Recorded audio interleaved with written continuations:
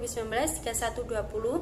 Saya dari kelas AKS 3. Di sini saya akan menanggapi video dari Bapak Dr. Abdul Wadud Nafis, LCMEI, yang berjudul Ekonomi Tertutup dengan Kebijakan Pemerintah, atau bisa disebut dengan ekonomi 3 sektor. Baik, yang pertama kita akan membahas tentang apa sih ekonomi 3 sektor itu. Ekonomi 3 sektor adalah perekonomian yang meliputi kegiatan dalam sektor perusahaan, rumah tangga, dan pemerintah. Selanjutnya, adanya campur tangan pemerintah menimbulkan dua perubahan penting di dalam ekonomi 3 sektor. Yang pertama yaitu pungutan pajak yang dilakukan oleh pemerintah untuk menambah pengeluaran agregat pada industri dan rumah tangga. Dan yang kedua, pajak memungkinkan pemerintah melakukan perbelanjaan dan ini akan menaikkan perbelanjaan agregat. Karena belum ada perdagangan dengan LN, maka perekonomian 3 sektor dinamakan perekonomian tertutup. Selanjutnya, aliran baru dalam sirkulasi aliran pendapatan. Yang pertama, pembayaran pajak oleh rumah tangga dan perusahaan kepada pemerintah akan menjadi pendapatan pemerintah.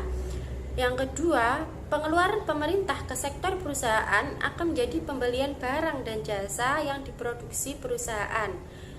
Yang ketiga, aliran pendapatan dari sektor pemerintah ke rumah tangga akan menjadi pembayaran atas penggunaan faktor-faktor produksi rumah tangga dan oleh pemerintah. Selanjutnya, pendapatan yang diterima rumah tangga yang akan digunakan untuk 3 tujuan. Yang pertama yaitu ditabung. Yang kedua yaitu membayar pajak dalam keseimbangan berlaku persamaan, sedangkan tiap tingkat pendapatan nasional berlaku. Berikutnya, syarat yang harus dipenuhi agar perekonomian 3 sektor mencapai keseimbangan adalah jika penawaran agregat sama dengan pengeluaran agregat, atau jumlah penawaran agregat sama dengan besarnya tingkat konsumsi, investasi, dan pengeluaran pemerintah. Berikutnya ada pajak langsung dan pajak tidak langsung. Pajak langsung yaitu jenis pungutan pemerintah yang secara langsung dikumpulkan dari pihak yang wajib membayar pajak. Sedangkan pajak tidak langsung yaitu pajak yang bebannya dapat dipindahkan kepada orang lain.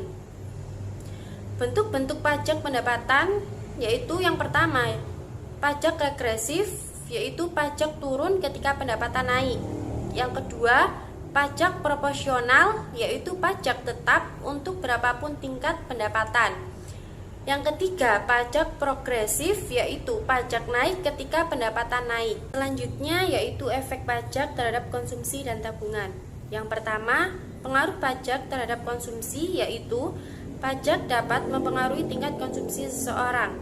Semakin besar pajak yang dikenakan atas konsumsi, begitu juga sebaliknya. Semakin kecil pajak yang dikenakan atas barang-barang konsumsi, maka akan semakin meningkat konsumsi masyarakat tersebut. Yang kedua, pengaruh pajak terhadap tabungan, yaitu jika tingkat konsumsi masyarakat meningkat karena pajak, maka nilai tabungan masyarakat akan menurun.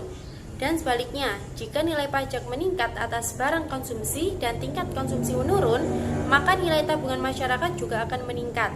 Sekian video tanggapan dari saya, kurang lebihnya mohon maaf. Wassalamualaikum warahmatullahi wabarakatuh.